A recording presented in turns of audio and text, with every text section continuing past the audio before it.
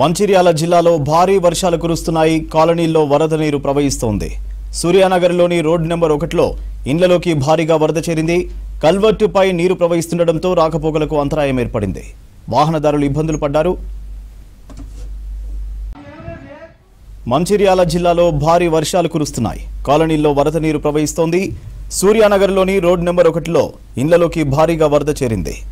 కల్వర్టుపై నీరు ప్రవహిస్తుండటంలో రాకపోకలకు అంతరాయం ఏర్పడింది. వాహనదారులు ఇబ్బందులు పడ్డారు. మహబూబాబాద్ జిల్లాలో రైల్వే ట్రాక్ రిపేర్లు పూర్తయ్యాయి. భారీ వర్షాల కారణంగా కేసముద్రం మండలం ఇంటికెన్న దగ్గర కూలిపోయిన రైల్వే ట్రాక్ను 3 రోజుల పాటు శ్రమించి పునరుద్ధరించారు. మొన్న నిలిచిపోయిన సంగమిత్ర ఎక్స్ప్రెస్ ట్రైన్ను ట్రయల్ రన్ నిర్వహించారు అధికారులు. ఇవాళ సాయంత్రం నుంచి పూర్తి స్థాయిలో రైళ్ల రాకపోకలను కొనసాగిస్తున్నట్టు తెలిపారు.